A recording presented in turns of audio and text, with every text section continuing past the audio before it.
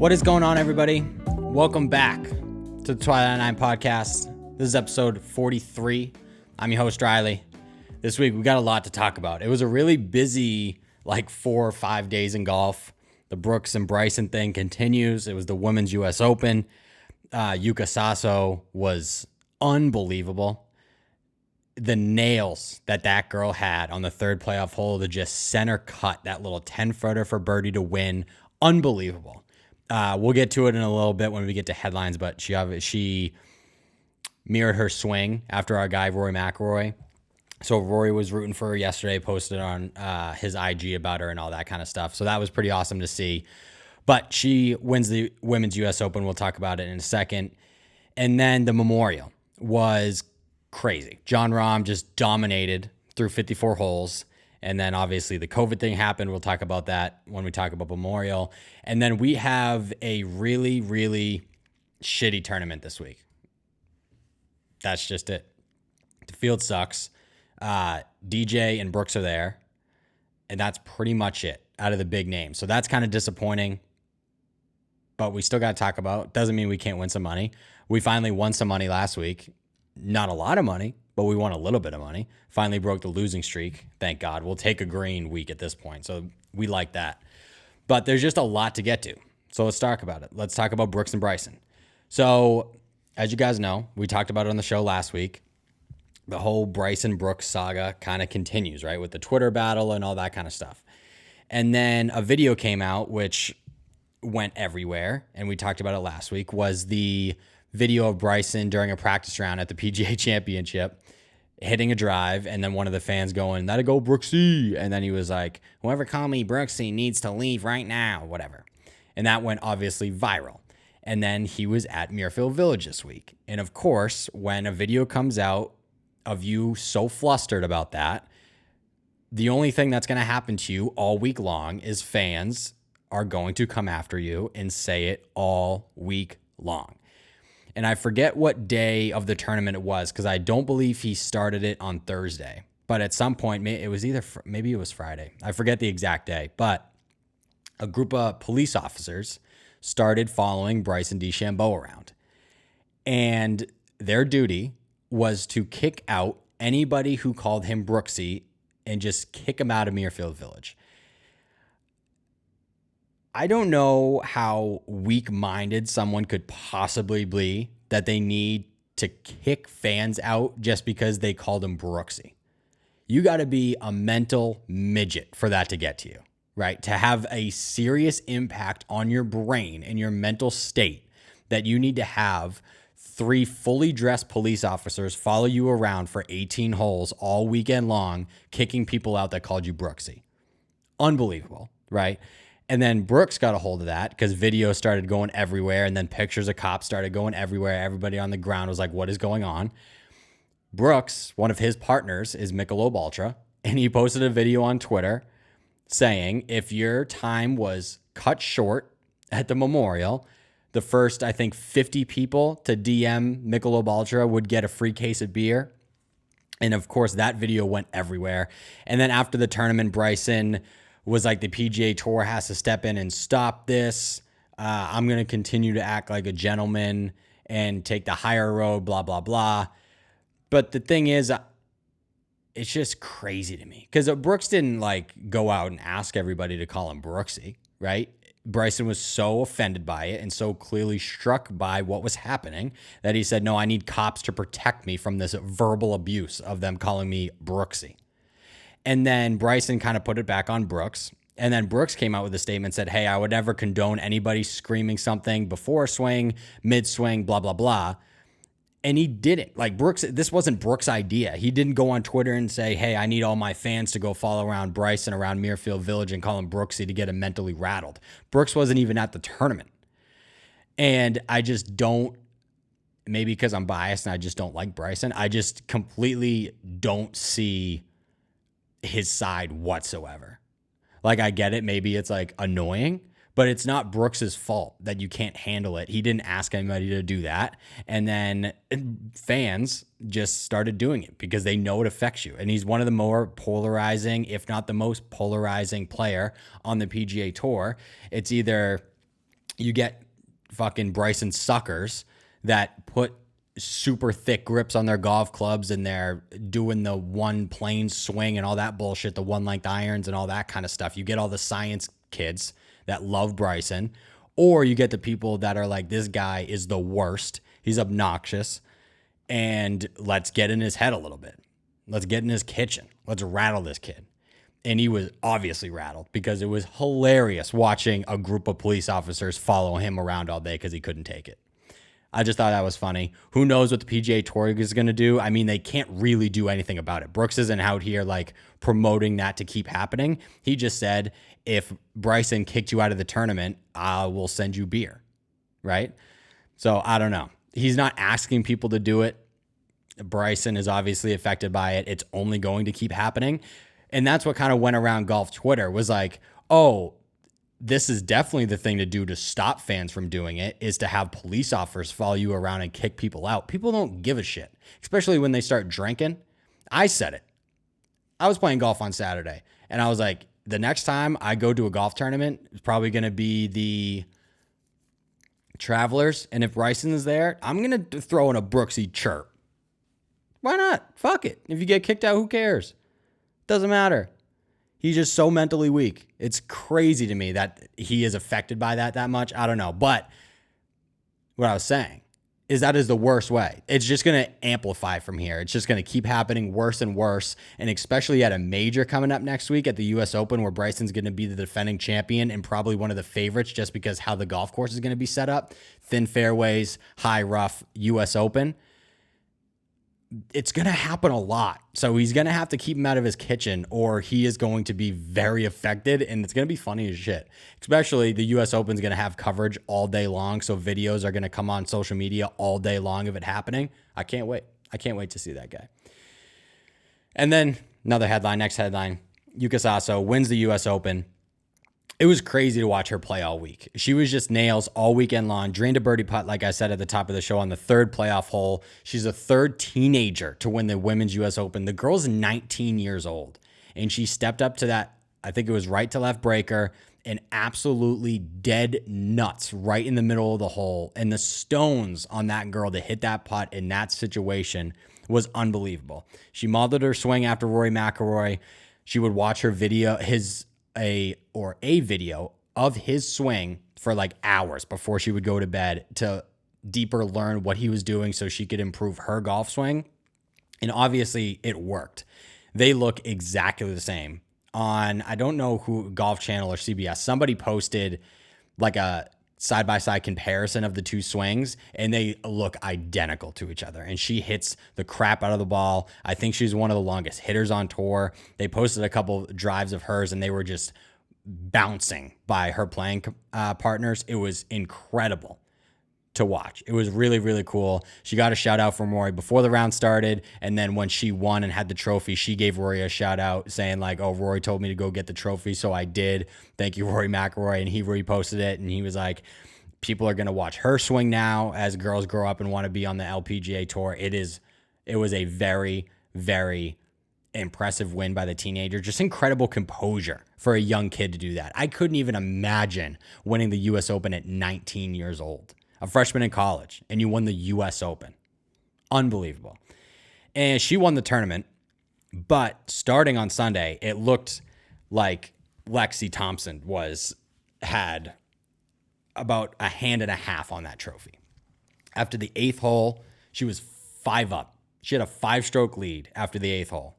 And then on the last 7 holes, she played them +5 and didn't even get into the playoff for the championship.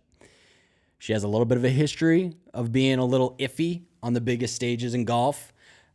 So this was, you hate to not call it like a surprise because Lexi is a bona fide stud, but it sucks that it just kind of keeps happening in majors. So hopefully she's going to get over that. I bet she will.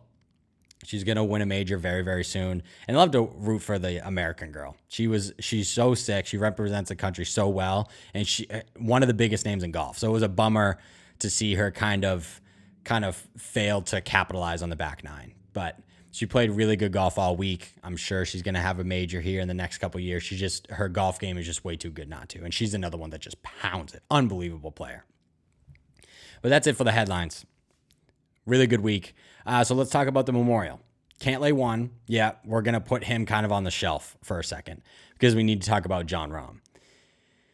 He walked off his 54th hole with a 6-shot lead, and pretty much it was all but over. He was going to be the guy for the second year in a row to walk off that 18th green on Sunday afternoon, shake Jack's hand, get that trophy again, right? Back-to-back years. And then he walks off the green and almost immediately is met by 2 officials for the PGA Tour, where they tell him that he has tested positive for COVID-19 and he is being forced to withdraw from the tournament. And you can kind of see him keel over, and the video was everywhere on social media, obviously. And I tweeted about it. I got a couple of responses. In my opinion, and somebody brought up a good point on Twitter also, but in my opinion, I don't think they could have chosen like a worse spot to tell him. I don't know if I would have told him that like on camera 2 seconds before he hit his last putt or after he hit his last putt in front of everybody. CBS is going to pick it up. It's going to be on cameras everywhere, right? I don't know if I would have just like let him walk over, maybe like warn him that there's a situation just so he doesn't, get too close to anybody, right? He's positive for COVID-19. You can't get like close with his playing partners to sign cards and all that kind of stuff. I don't know how that went. But you definitely could have handled the telling of him situation a little bit better. But then somebody brought up on Twitter and responded to the tweet saying the PGA Tour usually doesn't do a very good job of making a example out of the PGA Tour players, and this was like a good thing about the tour. And that I kind of get, right? Because the PGA Tour didn't make the vaccine mandatory. You don't have to get it if you don't want to. But this is a clear example of if you don't get the vaccine, you're running the risk of this happening to you. And at that point, I like kind of get it. So I understand. But were there a couple solutions that you probably could have put in place for him to play? Yes, right? He could have went first off by himself with just a score outside of the ropes to play golf and see what happens. I don't think he could have played in the afternoon because that makes the warm-up way. That was the big part for me when I was thinking about it, is it's almost impossible to warm up, right? Where are you going to go? You're at the range with all these people, especially if you play in the afternoon, right? If they didn't switch the tee time to the morning, they kept them in the afternoon. And then you got to go to the putting green, the range, all that kind of stuff. And you're going to be around all of the guys getting ready for their final round. So the only solution would be in the morning. But again, like how early are you going to send him off that he's not going to see like other PGA Tour pros? And is that fair to the other people that might have got the vaccine and they're safe right now? So I just don't think there was a way for him to play that final round. Just the positive COVID-19 test is just, it sucks because there's just such a simple solution. You just get the vaccine and then you're fine. Of course, like you can't force somebody to get a vaccine. But again, like the PGA Tour is not going to hesitate. They showed they're not going to hesitate to make you WD if you test positive for COVID-19, even if you're winning the tournament by 6 strokes. Like that was almost a guaranteed win. And Patrick Cantlay said it after the round. It was like, oh no, Jon Rahm, that was almost like anything. Like that was over. That's the part that sucks, right? And I bet this is going to, like Scotty Scheffler came out. He said, I don't know. I'm not going to disclose if I was vaccinated, all that kind of stuff. But I'm sure after this, after the PGA Tour goes, oh, we don't care that you're winning by this much. You just tested positive for COVID-19. You're out of here. I suspect that the vaccine rate for PGA Tour players is probably going to go up after this weekend. It would make the only sense. I mean, sure, guys are free to do whatever they want. They know the risk of everything. But who knows? I think it was reported that Jon Rahm, he got the first dose of the vaccine at Muirfield. I guess they were giving it out to players, or maybe even, I don't know how many people they offered it to. But I know Jon Rahm got the first dose because I guess he was in contact with somebody that recently had tested positive for COVID-19. So he was getting tested a lot throughout the week. And then it came back that Saturday afternoon. He did test positive for it. So it's a bummer for Jon Rahm, obviously, because he had another Memorial title pretty much won. I mean, no one even sniffed his score through 3 rounds to even win the golf tournament. So I don't know. It's just a bummer for him. But obviously now, I mean, people are going to get vaccinated, and that makes the sport a lot safer. And then that makes it possible that this may not happen again. So I think overall, I think the effect on golf is probably going to be a good thing. We'll see. I mean, it's just a really shitty situation. I mean, who could have seen that coming? But there's just such like an easy solution to this problem. Everybody was freaking out like, oh, you got to let them play, blah, blah, blah, blah. But the more I thought about it, it's just like, there's such an easy solution to this. It's just like, dude, just get the vaccination and then you just won another golf tournament. Like, I don't know. It's just not that complicated to me, but who knows? But the winner, the actual winner of the golf tournament was Patrick Cantlay.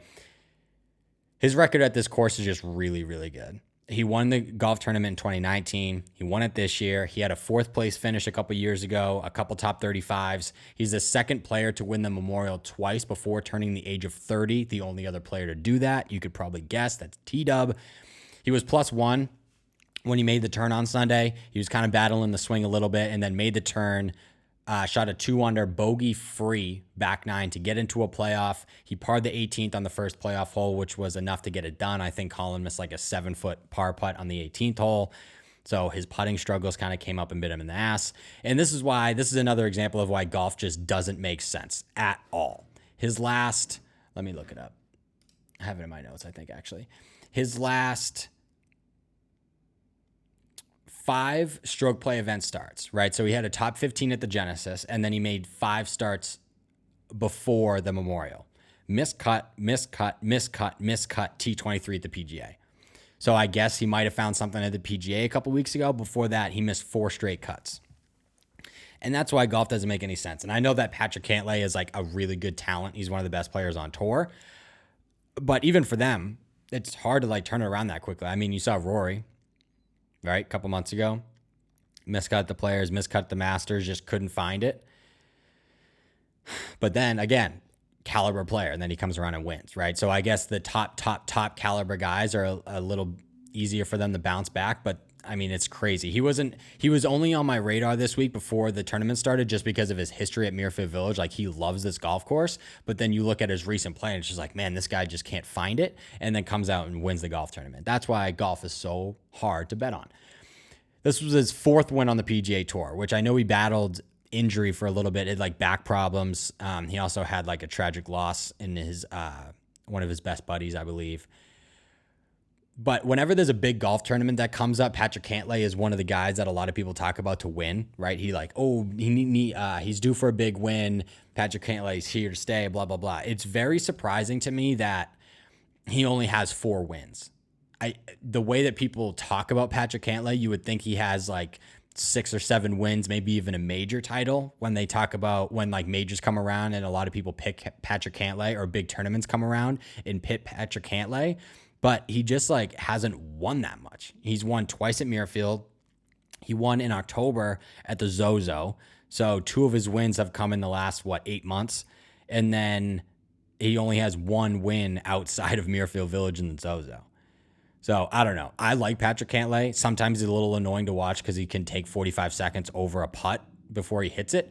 But he just plays really consistent golf. He's good off the tee. His irons are really good, and he can putt it he can roll it when he's feeling it on the greens. He's just a really consistent player. So he grabs his 4th win. Good for Patrick Cantlay. He even like said after, like I already said, like that was John Rahm's tournament, and he just grateful that John Rahm just got COVID, so he gets another title. Colin Morikawa on the show last week, I mentioned that if the putter got hot, he was going to be in the mix come Sunday. And for the week, he was 6th in strokes gained putting. And that's exactly what happened. He was also 4th in strokes gained approach. So that combination, when you hit your irons that well and you putt it that well, that's going to equal a high finish. And he was a runner-up, lost in the playoff. And this is a golf tournament that Colin Morikawa is going to win and might win multiple times. He's already won at this golf course. He won the Workday last year in a playoff against JT.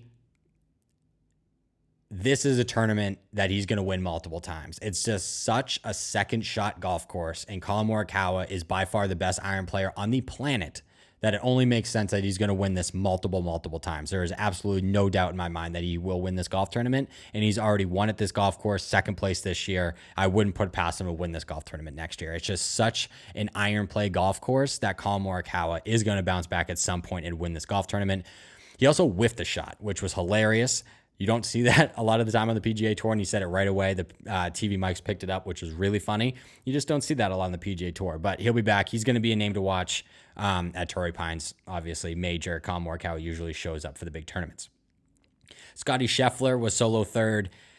I like to bet on Scotty. As you guys know, over probably the last month or two, we've bet on Scotty a good amount of time, but not having him on the card last week was definitely a mistake. You need to hit fairways and greens at Muirfield, and that's what Scotty does. He's 35th in fairways, 46th in greens. Just his iron play can struggle a little bit, which is why I kept him off of the card, but he does everything else just really, really good. Last year, he had a top 25 at this golf tournament. So that's a miss by me. And he had a shank, which was funny. Those are always funny by PGA Tour guys because you don't see them a lot on the PGA Tour, and their reactions are always are just priceless. Like JT had a shank a couple years ago and just started immediately laughing as it soared like a fairway and a half over. And Scotty Scheffler looked like he was going to kill himself when he hit that shank. Obviously, Sunday coming down the stretch and he hit a shank. Never a good place to hit a shank on Sunday about to make the turn. So that's not good. So the rest of the top 10 or the top 10, Cantlay at first, Morikawa solo second, Scheffler solo third, Brendan Gray solo fourth, Patrick Reed solo fifth, 3 tied at 6 with Jimmy Walker, Shane Lowry, and Max Homa. And then Aaron Wise, Siwoo Kim were tied for 9th. Shane Lowry and Brandon Grace just continue to play very good golf all season long. They've been some of the best players on tour, especially over the last, I want to say 2 or 3 months. Those guys have just been in the absolute mix, which has been cool to see. Oh, I lost my place in my notes real quick. Oh, our guy Max had a great week. Played pretty mediocre over the weekend. He shot 2 even par rounds, T6 for him. He just couldn't get anything going really over the weekend. He started pretty well on Sunday and then kind of just dropped back. And then Roars, he played okay. I caught a lot of his rounds on Thursday and Friday because he was on featured group coverage, or not Thursday, I guess, because he played 3 holes. So I watched him a good bit on Friday. He played okay. He shot 3 even par rounds, 171, 1 under for the week, had a top 20 finish. He was putting well, especially early on Friday, and then he got a little cold. His swing definitely looks a lot better. He looks like he's a lot more comfortable hitting a cut, especially with the irons, which is good to see. His wedge play looks like it's going to be is a little bit better, which is great. He's just going to have to find fairways, especially at Torrey coming up in a couple weeks. That is going to be, you're going to need to hit fairways around there. So who knows? I mean, if you hit everybody's going to miss fairways around Torrey. So I guess with his driving distance, he has a little bit of an advantage just because he's going to hit shorter clubs. That's why I think he finished, top 5 at Winged Foot or top 10 at Winged Foot just because of his driving distance. So who knows? He'll be a name to watch. He's played well at the Farmers Insurance before. So we'll see what happens with Roars. Our bets for the week. We had Charlie Hoffman top 30. That was a miss. So -1 unit. Corey Connors top 20. That was a miss. We had Max Homa for a top 40. That was a hit. We had Doug Gim for a top 40. That was a miss. We had Collin Morikawa for a top 10. That was a hit. Victor Hovland for a top 10. That was a miss. And then Rory McIlroy top 20. And that was a hit. Victor was in the mix going into the weekend and then kind of just played shitty over the weekend. Doug Gim, I believe, missed the cut. Max Homa played great. Corey Connors finished somewhere in the T40 range, and I think so did Charlie Hoffman. Charlie, I think, shot nearly an 80 on Saturday. He played awful. So that one round pretty much killed us because everything else he probably would have finished in the top 30, but that one round absolutely murdered that. So I think the math came out to up 0.12 units. So not good. But anything in the green at this point we're going to take just because we've had 3 straight or 4 straight losing weeks. So anything in the green to help us turn that around is going to be great, especially going into this week, which we're about to talk about the Palmetto Championship. We haven't been to this golf course before. Fuck it. Let's just get into it. Let me bring up my notes. We've never been to this golf course before on the PGA Tour. It's relatively new. I mean, it's very new. Actually, 2017. Going back down to South Carolina, I think this is the 3rd time this season we've been to South Carolina. So we're back in the low country. it's just really hard to bet a golf tournament where, one, the field's not very good, and two, you don't really know that much about the golf course. No course history. Data Golf's got nothing. You don't really know key stats and all that kind of stuff. So it's really completely based on like recent play. I mean, there's some things that might, give it away a little bit, but it's really going to be what have you done for me recently is kind of have to do it. This week is usually the RBC Canadian Open, whose defending champion is actually Rory McIlroy. He shot a Sunday 61 or 62, I believe, to win that thing by a lot. But it's been canceled 2 years in a row, so Rory hasn't even defended that championship in a while. So this tournament is just a one-year replacement. Hopefully we'll be back in Canada next season. But before we get into the field a little bit, there's no one here. There's absolutely no one here. But like I said, like I mentioned a couple times already, to make you feel better, it is U.S. Open week next week. So that's what we got going for us. So we'll see. Let's get into the field a little bit here. Dustin Johnson's here, which is a little bit surprising to me.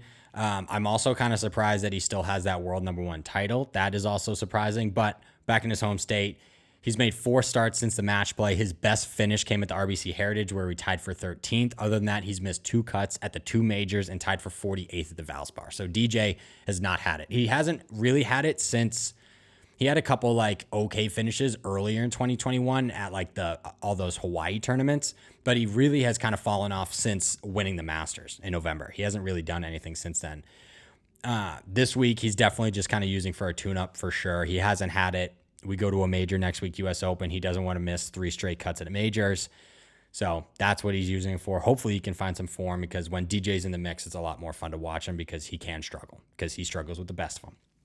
Brooks Koepka, one half of the best rivalry in the game right now, is back. His last appearance with the PGA Championship, he was the runner-up to 50-year-old Phil Mickelson. I'm guessing Brooksy is also here for a tune-up this week. I don't think he's going to take this one crazy seriously, because Brooks usually doesn't, especially in a field that nobody is in. This will be a tune-up for the major. He'll be looking to win the U.S. Open. Couldn't capitalize on the PGA Championship opportunity, so I'm sure he's a little rat-ass about that. So I'm sure we'll see a really good Brooksy next week at Torrey Pines, but we'll see.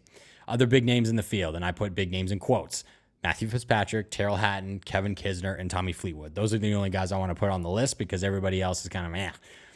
Course, Congaree Golf Club, 7,655 yards. This is another thing, like, that is maxed out. We have no idea how the PGA Tour is going to set it up yet. Again, that's why betting this golf course and golf tournament is going to be really difficult. We don't know what the PGA Tour is going to do. Usually when you go to a course for the first time, the PGA Tour sets it up in a pretty like friendly way. Like, they don't usually max it out. They don't usually make it crazy hard. So we'll see how long it actually plays. It's a par 71, 2017 Tom Fazio design, and on Bermuda greens. Weather does not look good. Tuesday, rain, 71% chance, 85. Wednesday, thunderstorms. Thursday, afternoon thunderstorms. Friday is the best day, 92, only 22% chance. And then Saturday and Sunday both have chances of scattered thunderstorms. So we're going to see some rain, which is a bummer, because this golf course is modeled after kind of like Australian sand belt a little bit. Like, there's no rough. The fairways run right into the sandy areas. So they're meant to play really firm and really fast. All the greens are like open. There's no like front greenside bunkers. You're allowed to use the ground and run it up on the green, kind of like Royal Melbourne at the 29 President's Cup. Kind of think that style golf, like really hard green, stuff like that. Greenside bunkers, back, left, and right, but not up front. That's what this golf course is. So if it gets a lot of rain, it might take some of the sting out, which is a little bit of a bummer. It might turn into kind of a birdie fest, to be honest. Because the defense of those kind of golf courses is it plays firm, fast. You need to land it at the front number instead of flying it all the way to the flag and spinning it. You saw that at the President's Cup, right? People were landing it 10 yards short of the green and then playing the ground. If it rains a lot and it's really wet, that's going to take a lot of sting out of it. So that's a bummer. And then key stats. This week, it's going to be tricky. There's not a lot to look at. The fairways are generous. You need to hit fairways, because if you're not, you're going to be in those sandy areas. So you can find some trouble in the sandy areas. You need to hit the fairway, especially if that's going to benefit you in more distance, right? If you hit sandy areas, it's not going to roll. But if the fairways dry out and they're fast, you're going to get a lot of roll off these fairways. The sticker yardage, I already said, might be a bit misleading, right? If they end up drying, the distance off your driver is going to go further, so it's not going to play that full 7,600 yards. If you hit the sandy areas, you're going to be way back. You're going to be 2-3 clubs longer than you would be if you hit fairways. So we're looking at guys that can hit fairways, but again, they're wide, so a lot of guys are going to be able to hit fairways this week. Data golf information, they don't have any yet, at least as I'm speaking right now. They don't have any data golf information, so if they do come out with something, I'll include it in the betting article on Wednesday. We're going back to Wednesday this week just because I want to be able to get all the information for how they're going to set up the PGA Tour before I give you guys all the bets, because I don't want to, target some guys and then it doesn't work out because they set it up a different way. But hopefully Data Golf releases something that I can use in the article. Betting odds. Let's go. We're just going to do DraftKings because that's what I have pulled up. I've been using FanDuel, but FanDuel's been a little slow on this tournament. As we're speaking right now, it's not even on the sportsbook. I'm sure as you guys are listening now, it is. But DJ's the favorite at plus 800, which I just don't agree with. Brooks Koepka's at plus 900. Terrell Hatton's at 12. Matty Fitzpatrick's at 14. Sungjae Im is at 2. Harris English is at 22. Tommy Fleetwood's at 25. Ian Poulter's at 32. Alex Noren's at 33. If you go down a little bit further, Harold Varner III is at 45. Kevin Kisner's at 7. Pat Perez is at 8. There's just not a lot of names in this golf tournament. So it's going to be a rough week to watch golf. If you guys watch golf, no matter what tournament it is, if it's on TV, you're watching it, this week is going to be miserable. So that brings us to some of our guys that we're going to target this week. So we're actually going to start with, let me start this by saying that it is going to be very, very hard to find value this week, right? If I go over to the top 20 bets, Ian Poulter is only plus 110 for a top 20. Like, that's kind of what we're dealing with here. There's just no value on the board whatsoever. Like Tommy Fleetwood, who just hasn't been playing that good of golf of late and pretty much all season, is minus money for a top 20. So there's just absolutely no value on the board this week. So it's going to be tough. We're going to have to rely on probably smaller names to make a good chunk of change this week. So we're going to start with Doc Redman. That's the first guy. He's made 5 of 6 cuts, highlighted by a top 10 finish at the AT&T Byron Nelson. A lot of these guys on this list, the stats just aren't going to blow your mind, but Doc Redman is just very consistent. He hits fairways at a 62.62% click and greens at 65.56. He only averages 293 off the tee, but if the fairways play firm and fast, that number should go up. In a weaker field, I'm just hoping that it'll rise up the leaderboard a little bit. Obviously, I don't know if I would target Doc Redman like if Rory, JT, Jordan, all these guys were here, but they're not. So hopefully the 23-year-old can kind of get his way up the leaderboard a little bit. He's plus 7,000 to win. So once top 30 and top 40 odds come out, we might be able to get positive odds for him for a top 40. So that might be a guy that we're going to look at. Another guy, Sneds, he's coming back into form of late. He struggled heavily at the beginning of the season, and especially at the beginning of the calendar year. In his first 5 starts, he missed 4 cuts. The only cut he made was a T32 at the Farmers, and that's because he absolutely adores that golf course. So that kind of makes sense. But since missing the cut at the Players, he's made 6 starts, making every single cut, highlighted by top 10s at the Zurich. I know that's a team event, but we'll give it to him. And then the Valero Texas Open, he also had a top 10. Again, not a guy that stats are going to blow your mind, but he can roll his rock. He's always one of the better putters on tour, so hopefully his tee to green game is good enough to provide him enough birdie looks. We'll see if he can make enough putts. Again, I don't know if any of these guys are going to end up on the card just because I don't know how the course is going to play, and I don't know how the weather is going to affect the golf course. So that's why we're going to be waiting till Wednesday to release all this kind of stuff. So who knows? Like if it's wet and it's going to play 7,500 yards, I don't know if I'm going to put Sneds on there because he's not long off the tee. His tee to green game can struggle. His short game and his putting is always kind of the thing that he relies on. But on a long golf course like that, it's tough to rely on that kind of stuff. So who knows? Another guy that is not really long off the tee, South Carolina native Kevin Kisner.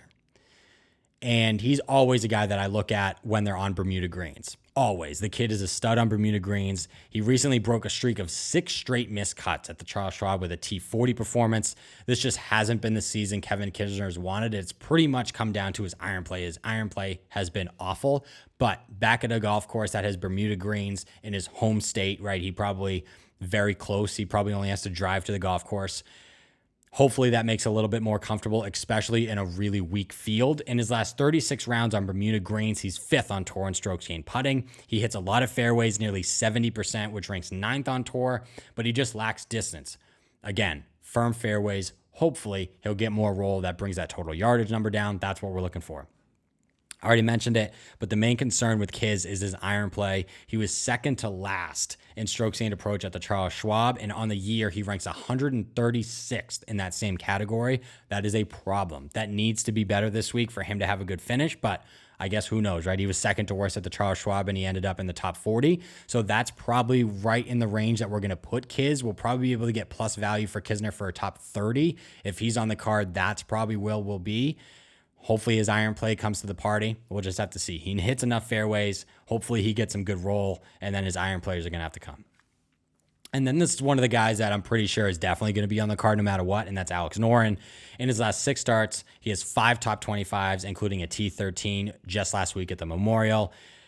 Just not impressive stats. All these guys stat-wise, like strokes gained, all that kind of stuff, they're really just not that impressive. But recently with Alex Noren, they have been better. He only hits 55% of fairways, but with generous landing spots at this golf course at Congaree, that number should go up a little bit. He's still looking for his first PGA Tour win, and I think in a weaker field, he's going to be one of the better players in the field, especially with the way he's been striking the golf ball. Everybody knows that watches golf. Alex Noren loves to move the ball left to right. Everything, his warm-up routine is crazy, but he's an incredible ball striker. So we'll see what happens with Alex Noren. He is, I think I mentioned it, he is what?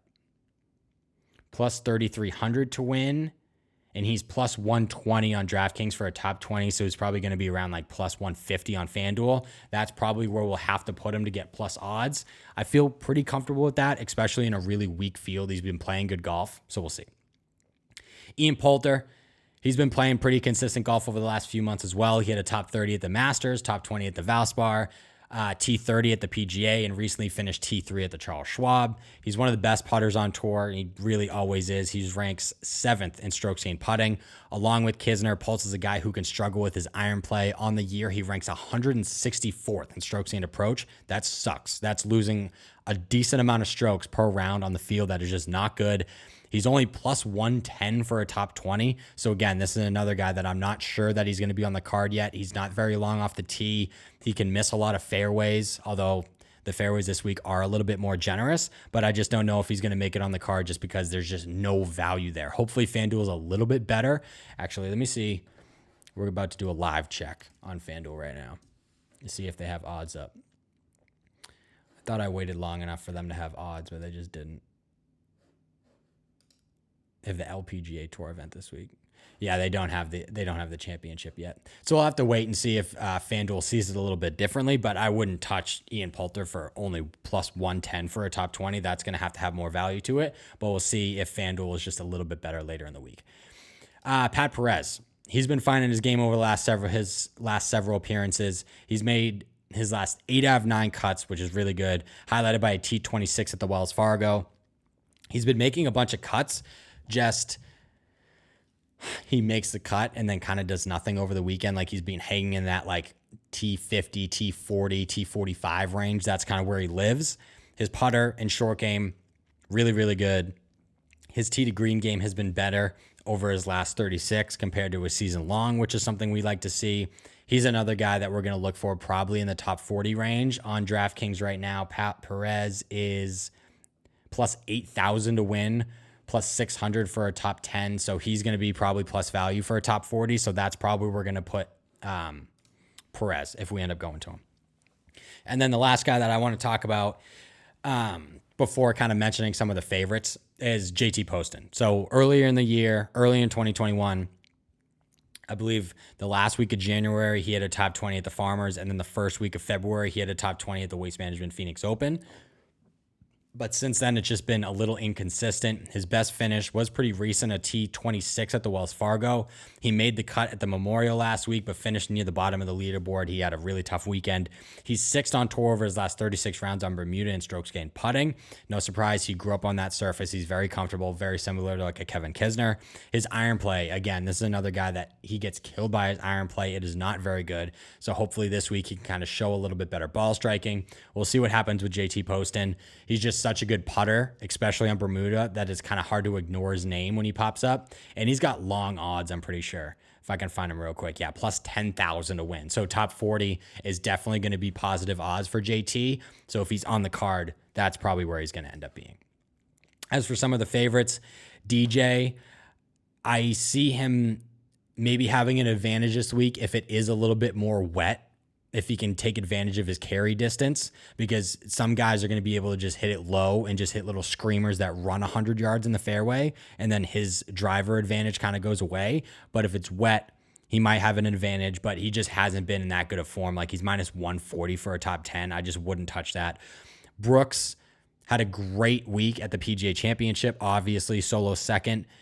With a major next week, I think he'll be so focused on the US Open that I don't know if he'll come out and win this golf tournament. He might contend, right? He might top 20, top 10. I don't see him winning this week. But again, he's minus 130 for a top 10. To have any sort of value, you got to go top 5 finish. I just don't know if I see that. Terrell Hatton's been playing pretty good golf all season long, but haven't really seen his name of late. So we'll see what happens with Terrell. Matthew Fitzpatrick is a guy that I love to bet on. I think Matty's just due for a win on the PGA Tour, especially at this kind of golf course. I think it fits him very, very well. But his odds just aren't great. Like plus 1,400 to win on DraftKings and plus 120 for a top 10. You got to really hope for a good week from Fitzy, and I just don't think it's there. Sung J M is another guy at plus 2,000 who usually lives in that like plus 3 to plus 4,000 range. That's just one of the fifth favorite this week. Like the field is just so weak that these kind of guys are going up in the plus 2,000, plus 1,500 range that they're never up there. So it's kind of weird to see their names that high. But Sung J M is another guy. His iron play is so good that he might give himself enough looks at birdie that he can make a bunch and maybe make a run on Sunday. And then the last one, Tommy Fleetwood at plus 2,500. He's just been very inconsistent this season. If I can pull him up real quick. I love rooting for Tommy. I used to go to the Arnold Palmer pretty much every year, and I try to still. He had a top 10 there this year. He loves that golf tournament, so I watch him a lot. But he's just been struggling. Like he's 160th off the tee in strokes gained, a 102 in approach, which is very surprising because he's notorious one of the best ball strikers on the planet. But his iron play just hasn't been that good this season outside the top 100. And then he loses 0.15 strokes around putting, which ranks 142nd on tour, which just isn't good. Doesn't hit a lot of fairways, doesn't hit a lot of greens, not that long off the tee. He's just struggling. He missed the cut at the PGA Championship. He did have a top 15 at the Wells Fargo, missed the cut at the RBC Heritage, missed the cut at the Players. He played good at the match play, but ended up doing nothing. But he's just been inconsistent. So we'll see if Tommy comes to play.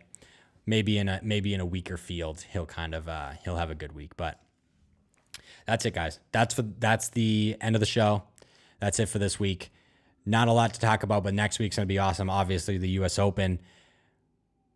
Very excited to get back to Torrey Pines. It's not my favorite golf course. I think they definitely could have designed it a little bit better. I know there's a lot of people that love Torrey. I just think their location, they probably could have used it a little bit better, but I do like Torrey. Obviously, Tiger back there in 2008 was fucking incredible. Very much looking forward to the U.S. Open next week, but that is it for this week. Follow the Instagram at Twilight9Pod. Follow my personal Instagram at RileyHamill_. Like I said earlier in the show, all the betting stuff is going to come out Wednesday again this week just because I want to wait for the PGA Tour maybe to announce how they're going to set up the golf course and maybe wait for a little bit more information on the golf course before I make my picks for the week. So that'll be out Wednesday. And then as you guys actually are listening to this right now, I haven't announced it or put it on Instagram yet. I probably will before you guys listen to this. But the first instructional series video is actually live on our YouTube. Super short. I think it's only 3 minutes and 30 seconds in total or somewhere around there. And the first 2 minutes is just me explaining in the studio or at my little desk and mic and stuff what the series is all going to be about and that kind of thing. And then the video, the little clip is 45 seconds. I hate the coaches that have like a 12-minute long instructional video and they only coach you for a minute and a half. That has always made no sense to me. This one is super quick. It kind of ends really quickly. I didn't have a bunch of time, but they'll be longer. They'll be like 4 or 5 minutes probably on average to just explain a little bit more in depth. But the golf course I at was super busy. I did it on the putting green because the range was legitimately full. But usually they'll be a little bit longer than that. But this week the drill's pretty simple, not a lot to explain. So that's why it's really short. But go check out the first instructional series video. It's live on the YouTube. I think it's just Twilight 9 on YouTube. I don't know. You guys might subscribe to it, might not. Who knows? Go check it out. Follow the Instagrams. And I will talk to you guys next week for the US Open. Peace, guys.